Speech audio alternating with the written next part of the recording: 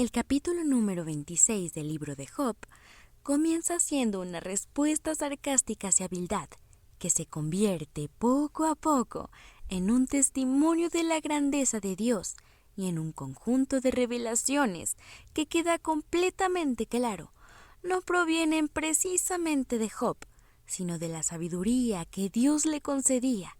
En tiempos donde las ideas sobre ciertos temas que mucho tiempo después serían de suma controversia, este capítulo comienza de la siguiente manera. Versículos del 1 al 4. Respondió Job y dijo: ¿En qué ayudaste al que no tiene poder? ¿Cómo has amparado al brazo sin fuerza? ¿En qué aconsejaste al que no tiene ciencia y qué plenitud de inteligencia has dado a conocer? ¿A quién has anunciado palabras? ¿Y de quién es el espíritu que de ti procede? Job habla con sarcasmo, en un caso hipotético en el que sus acusadores tuvieran razón. Si Job realmente hubiera maltratado a los pobres, huérfanos y viudas, si realmente hubiera pecado contra Dios, lanza una pregunta silenciadora.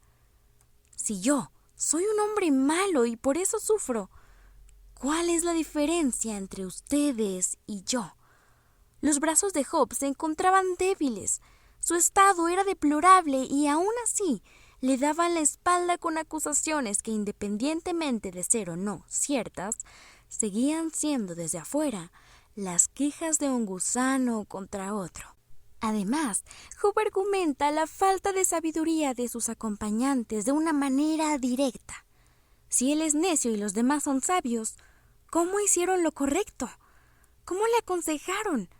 Manda el mensaje de que la sabiduría no reside únicamente en decir o pensar lo correcto, sino en llevarlo a la acción. El silencio, en efecto, era una manera sumamente prudente de ser sabio, pero si su decisión era emitir palabras, las críticas no formaban parte de un consejo constructivo, sino de una invitación a la culpa y la rendición, no ante Dios, sino ante la voluntad y pensamientos de sus amigos. Es decir, aunque a simple vista el fin de toda la discusión que estos hombres sostuvieron contra Job era incitarlo a arrepentirse del mal que había hecho contra Dios, también era una invitación a darles la razón acerca de las palabras de Elifaz en el capítulo número 4, versículos del 15 al 17. Y al pasar un espíritu delante de mí, hizo que se erizara el pelo de mi cuerpo. Paróse delante de mis ojos un fantasma cuyo rostro no conocí. Y quedó oí que decía: ¿será el hombre más justo que Dios?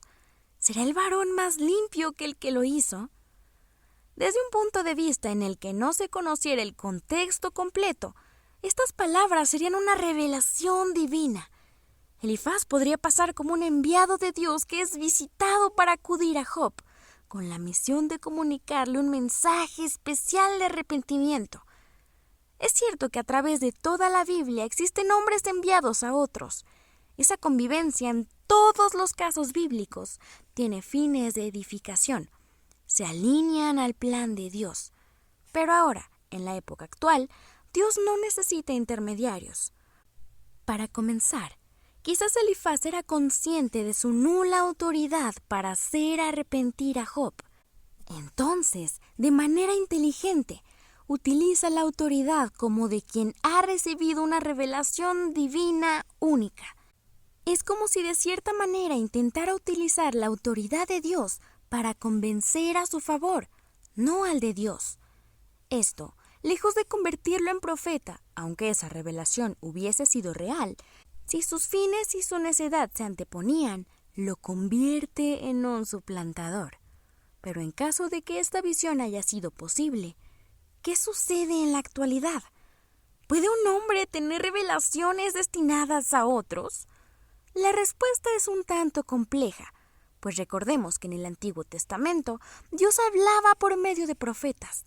Eran hombres a quienes Él escogía y enviaba con un mensaje específico, como ve y dile a mi pueblo, o en el caso de Moisés, ve y di al faraón. Éxodo 9:13. Entonces Jehová dijo a Moisés: levántate de mañana y ponte delante de Faraón, y dile: Jehová, el Dios de los hebreos, dice así: deja ir a mi pueblo para que me sirva. Eso era necesario porque el pueblo no tenía acceso directo a Dios. El Espíritu Santo únicamente venía sobre algunos de manera temporal para cumplir su propósito. Los guiaba e inspiraba de acuerdo a la voluntad de Dios. Pero con la venida de Cristo, eso cambió completamente. Hebreos 1 del 1 al 2. Dios, habiendo hablado muchas veces y de muchas maneras en otro tiempo a los padres por los profetas, en estos postreros días nos ha hablado por el Hijo, a quien constituyó heredero de todo, y por quien asimismo hizo el universo. Explica que Jesús es la revelación completa de Dios y que su palabra es suficiente para cumplir su propósito en nuestras vidas, guiarnos e inspirarnos de acuerdo a su voluntad. Esa es la razón por la que ya no son necesarios los intermediarios humanos para conocer la voluntad de Dios, pues cada creyente tiene acceso al Padre a través de Cristo y el Espíritu Santo habita en él para guiarle. Elifaz entonces cometía un error al decir que un espíritu se le apareció, utilizando la experiencia para sus propios fines. Eso demuestra que no toda experiencia aparentemente espiritual proviene de Dios, y que hablar en su nombre sin haber sido enviado es un fallo peligroso, cuyas consecuencias serán tema central de capítulos posteriores. Ahora, la explicación anterior no es en absoluto una invitación a poner en duda la autoridad de los predicadores actuales. Dios sigue usando a pastores y predicadores, pero no como profetas antiguos. La diferencia radica en que los profetas del Antiguo Testamento eran portadores de la revelación nueva para los creyentes, mientras que los predicadores de hoy transmiten la revelación ya dada en Cristo, utilizándola para guiar. La palabra pastor significa literalmente el que cuida o alimenta al rebaño. Mientras los profetas establecieron la palabra inspirada por Dios, los pastores enseñan y explican esa palabra. Su rol sigue siendo en gran manera importante, siempre y cuando sus enseñanzas se encuentren alineadas a la Biblia, la única regla de nuestra fe a la que debe apegarse nuestra vida. Una vez entendido lo anterior, la pregunta de Job hacia sus acompañantes es directa y hasta cierto punto desafiante. ¿De quién es el espíritu que de ti procede? Versículos del 5 al 9. Las sombras tiemblan en lo profundo, los mares y cuanto en ellos mora. El Seol está descubierto delante de él y el Abadón no tiene cobertura. Él extiende el norte sobre el vacío, cuelga la tierra sobre nada. Ata las aguas en sus nubes y las nubes no se rompen debajo de ellas. Él encubre la faz de su trono y sobre él extiende su nube. La concepción que Job poseía del mundo es de una forma literal sorprendente. Sabía que Dios era omnipresente, que no hay un solo lugar fuera de su vista. Así sea un lugar vil de tristeza o muerte, Él está ahí. En una época donde los dioses eran limitados a geografía, su Dios no solo se encuentra en todos los lugares físicos, sino también en la muerte. Y esta es una declaración de fe que trasciende. En los tiempos antiguos se creía que la tierra había sido creada por dioses que combatieron a otros. Y entre todas estas leyendas figuraba el nombre del dios de la muerte, Mot. Es inexacto suponer que Job conocía estas leyendas, pero le da un lugar a su Dios por sobre todos los demás. Durante muchos años después de esta historia, la idea de la tierra redonda que cuelga sobre nada era un tema controversial y recurrente entre los filósofos, un tema que Job tenía claro. Es evidente que su comunión con Dios era tan amplia que le dio a conocer lo que para ese momento permanecía como un misterio para el resto de la humanidad, lo que deja claro que Job no es únicamente poesía conforme a su época, sino revelación divina revolucionaria. Job está seguro de que la tierra no permanecía sobre la espalda de algún animal, sino que su Dios, de quien nada se esconde, la hacía colgar sobre nada. Sin duda, las declaraciones de Job, a medida que avanza el libro, parecen cada vez más delirantes para su entorno. Versículos del 10 al 12.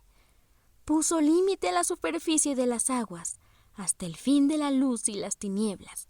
Las columnas del cielo tiemblan y se espantan a su reprensión. Él agita el mar con su poder y con su entendimiento hiere la arrogancia suya. Este fragmento contiene dos sentidos interesantes. Primero, retomando las ideas antiguas, se colocaba a Yam como el dios del mar y a Tiamat, la diosa del caos. El punto es que el Dios de Job había puesto el límite de los otros dioses. No había nadie más poderoso que él. Esta idea es crucial mantenerla en mente para complementar lo siguiente. Recordemos que el mar era temido, arrogante y símbolo de caos, peligro y maldad. En la antigüedad era considerado un símbolo de oscuridad y misterio hostil. Además, Génesis 1:12. En el principio creó Dios los cielos y la tierra estaba desordenada y vacía, y las tinieblas estaban sobre la faz del abismo, y el Espíritu de Dios se movía sobre la faz de las aguas. El escenario inicial de la creación es el caos y el abismo al que Dios puso orden. Es evidente que el caos y el mar van de la mano en la Biblia. Este punto es desarrollado más a fondo en capítulos pasados de esta serie. Sin embargo, entendemos que el caos y el mar son humanamente incontrolables y desconocidos. En este sentido, la diosa Tiamat parecía básicamente implacable y poderosa. El mensaje que Job quiere comunicar es que nada de lo que parece implacable significa un reto para su Dios, quien puso orden en lo incontrolable. Job habla de un Dios insuperable que no se limita a una sola área de la vida o la naturaleza, que es omnipotente, un Dios sin límites. Job le da un sentido completamente profundo a Isaías 43:2. Cuando pases por las aguas, yo estaré contigo, y si por los ríos, no te anegarán. Cuando pases por el fuego, no te quemarás, ni la llama arderá en ti. Cuando Job pasaba por lo implacable y el caos de la enfermedad, su Dios siempre fue más grande que las acusaciones y el dolor, más grande que el lugar de oscuridad al que van los muertos, ese mismo lugar en el que se sentía. Para este punto, sigue siendo impresionante su fe. Reconoce que su vida no se limita a su existencia terrenal, porque está seguro de que sirve a un Dios sin límite alguno. Y la culminación de este capítulo es un cierre que le da sentido a su vida. Versículos del 13 al 14. Su espíritu adornó los cielos.